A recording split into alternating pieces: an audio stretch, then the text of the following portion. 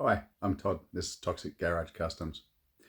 In this episode, we have part 2 of the Firewall reconstruction. We broke this up into 3 episodes, so this is the second one. There'll be a third one. So without any further ado, I'll pass over to the videos. Enjoy. Please remember, if you enjoy the content, please like, share, comment and subscribe. See you on the next one.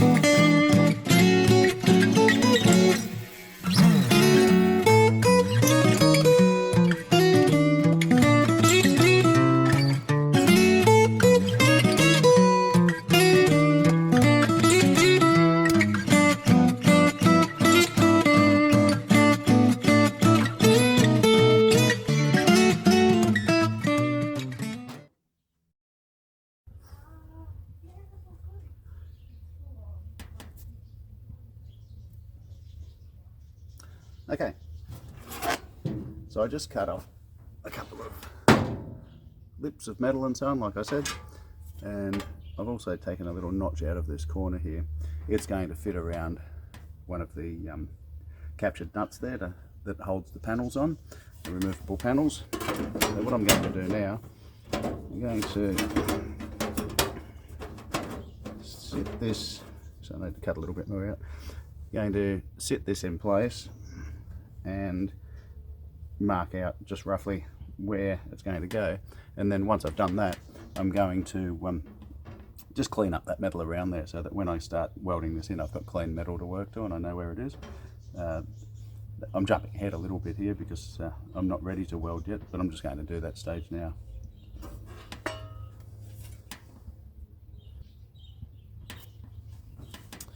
Just held it in place, and I've just put a Sharpie marker around here just to work out where I need to go, and I'll just clean that patch up around the outside there because that's where I'm going to be welding to, and the middle of it doesn't matter, it'll be cut out and replaced.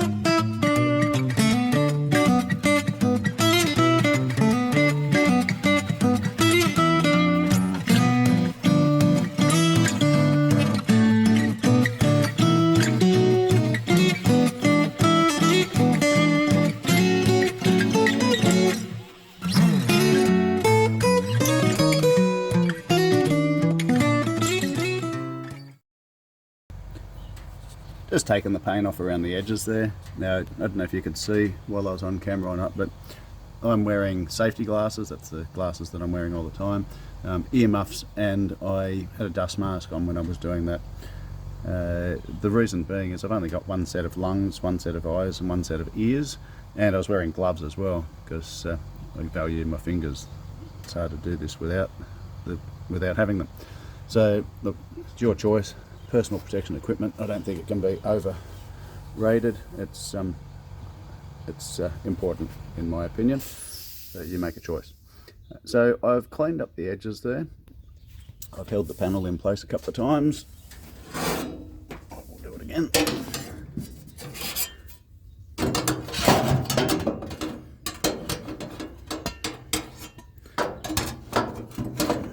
So she sits like that, and this little lug here and this little lug there go around the two little captured nuts, that one and that one there. And I don't know whether I'm wasting my time keeping those, but they hold on the removable panel there. And as I said in the first place, I want to make it so that it remains removable, so I'll use those. They've got snapped bolts in them, and I'm going to have to drill and tap them and all that sort of stuff, and I may not ever use them, but if I do, I'll be happy that I left them there. So what I now have is that I've got this cleaned up, the spot for it. I'm going to hold it in place, and then I'm going to cut out, oh no, sorry, no I'm not. I'm going to hold it in place as close as I possibly can to where it's supposed to be, so that I can transfer these marks, these holes and this circle accurately onto the piece of steel. And because I don't want to go do all that effort of finding out where this goes and then put the panel in the wrong spot. So that's what's coming up next. I'm going to hold this panel in place with these. These are Clecos, and I've shown Clecos before, and you may have seen them, but just a quick demo. Clecos come with Cleco pliers, or you need them. The idea is you put the Cleco in there, and when you squeeze the plier, the end of it becomes narrower. When you release it, it fattens up again. It's a bit like a rivet in some ways. So what you do, you drill a hole through the two pieces of metal that you want to hold in place, slip the Cleco in, release it, and then take the tool away, and you're left with these little bullet looking things called Clecos that hold the steel in place. Now the advantage is if you're putting a piece of steel in, you're taking it off, putting it on, taking it off, putting it on, like I'm going to be doing, then it's easy. It's just release, take it off, and away you go. You can use metal screws, tech screws, and an impact drive or something like that. People use all sorts of things. You could just tack it in place with the welder if you wanted, but I've got these. I like them. I could show you fixing it in place with screws, and maybe I will. But I have Clecos. I use them. They're not actually expensive, and for the time they save, they're worth doing. Just to get myself started, I've just pre-drilled one hole for the Cleco, and I'm going to hold the piece of sheet metal up to the firewall, and once I've got in the location I want it, then I'll finish the hole, drill the hole into the firewall as well, and I'll apply the Cleco.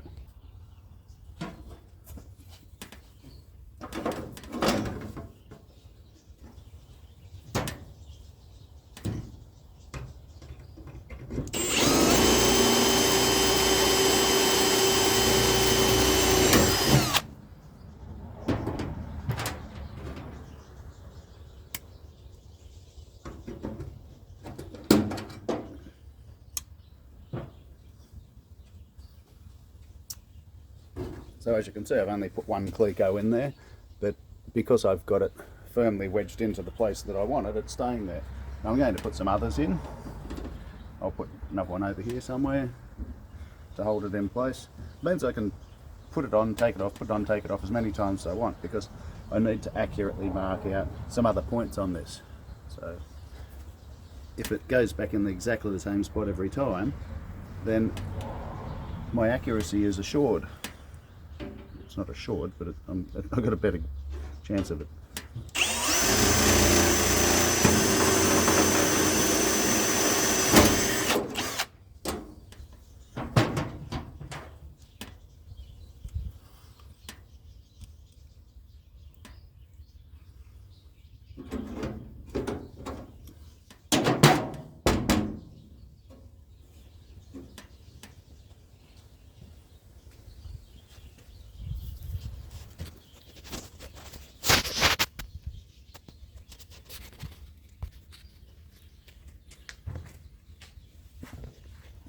So there it is, held in place. It's actually really quite solid. So now I can very clearly see where I need to cut to put this in place. Let's have a look on the inside. I haven't looked in there for a while.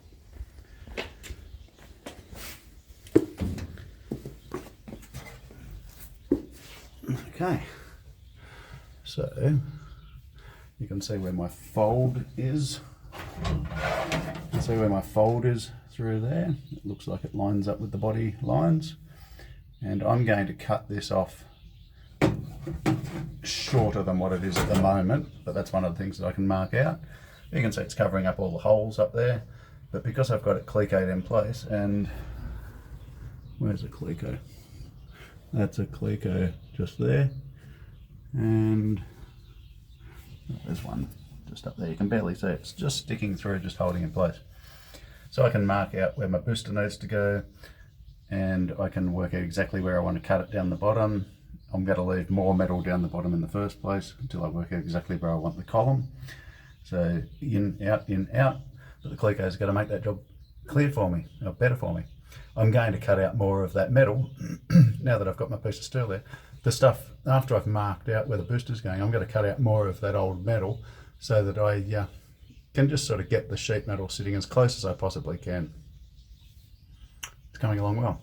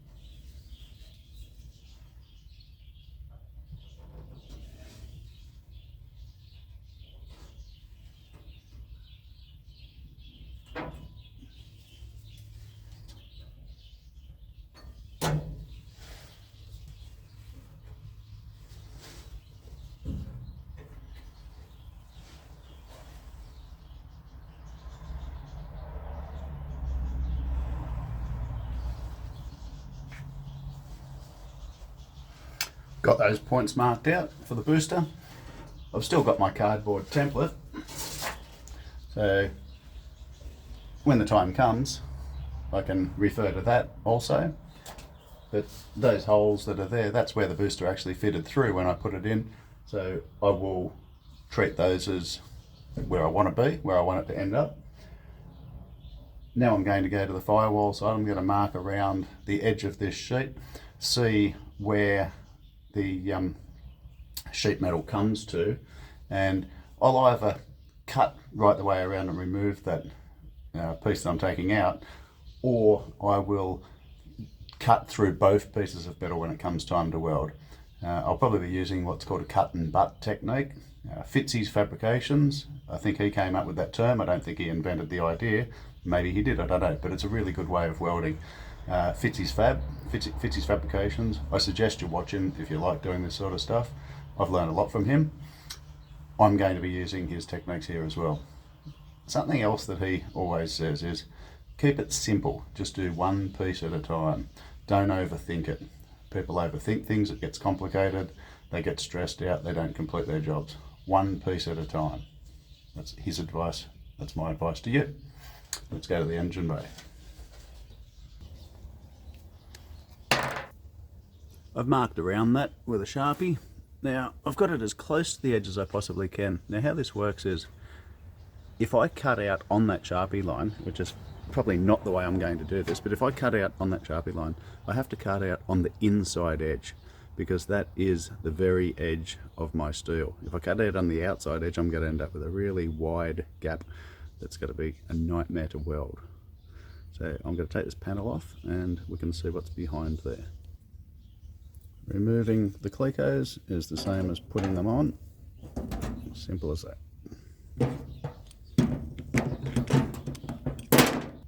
There we have the mark out of where it can go. Now I can choose to make it exactly that size, or I can make it a little bit smaller if I want to. So to the left hand side there, if I wanted to, I could come in from the left hand side because there's some pretty good metal there. Don't necessarily need it that big. Down the bottom, I've actually got some pretty good metal all through this area here.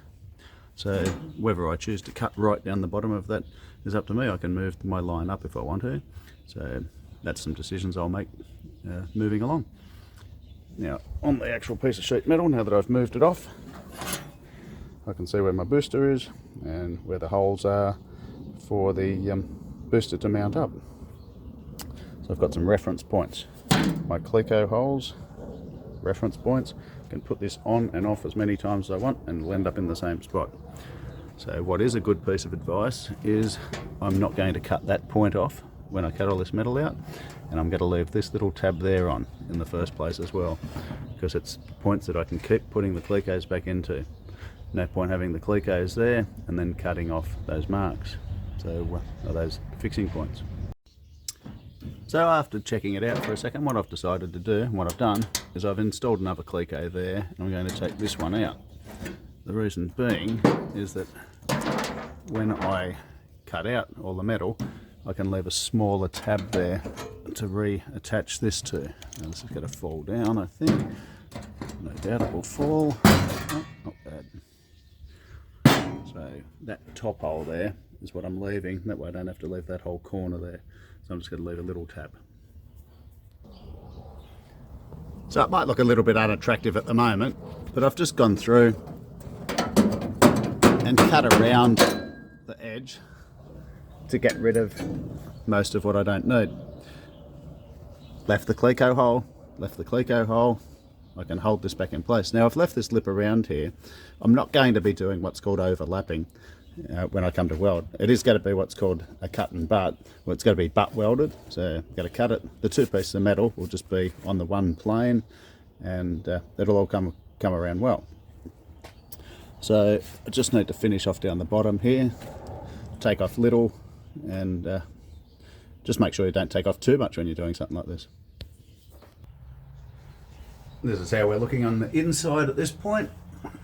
Again, it's an ugly, rough hole, but I think you can see it's coming together.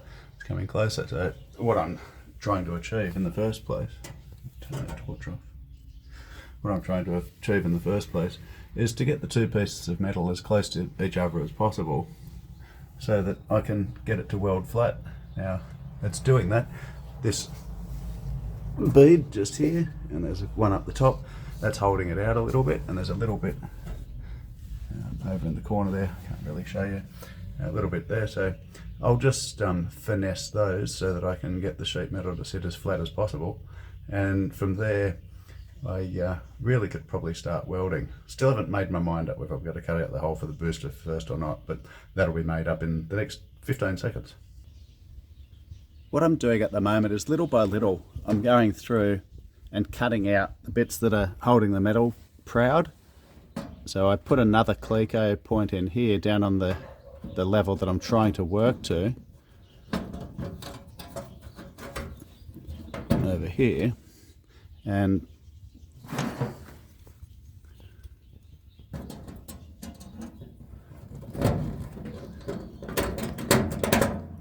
so I've got that nicely up against the metal. It's still holding out a little bit, but you can see it's starting to join that surface because I'm cutting these parts here out that are making it sit proud. So I'm going to go around and do that to all those points, and again what I'm trying to do is get it so that it sits flush with this flat metal back here. What we're going to end up with is an infill panel and a flat surface to put our booster on, and remember, that's the whole purpose of this exercise. So I've made the decision that I don't need this to come all the way down here, so I'm actually going to cut it from here across here, partially because I don't need to, and partially because I think it'll just be easier to get into and weld, grind and so on. Of course I can take the inner guards off to get to this, and I may do some of the welding from inside the cab as well, but I think that's where I'm going to cut it. So I've been working away with this off camera, put it on, take it off, put it on, take it off. as I showed, I've got that sitting in there, got this down here. I made the call to cut it there. I actually miscut down the bottom there because I couldn't get the angle grinder in there very well, but it'll be all right. And you can see I've trimmed up some parts here because what I want to do is join my panel, do as much of the existing as I can, again to keep these captured bolts, nuts and all that sort of stuff. So once it gets held into place and I start welding it, I can hammer and dolly it, or just basically belt it with a hammer to get the shape to conform so the two are the same shape. So this part here, I'll probably, not sure, I'll either cut it out completely or I'll just tap it over with a hammer and weld it in and it'll just look like a dimple. So that's okay, I'm happy with it. I overcut here a little bit, where am I? Overcut here a little bit as well, but when I tap this edge in to come down to there, I can fill it with some rod. The same thing up the top here, it'll be fine. Now if I wanted to get really excited, I could put a flange back in here, put a swage back in there. I'm not going to, but if I got really excited I could. So going into the inside again,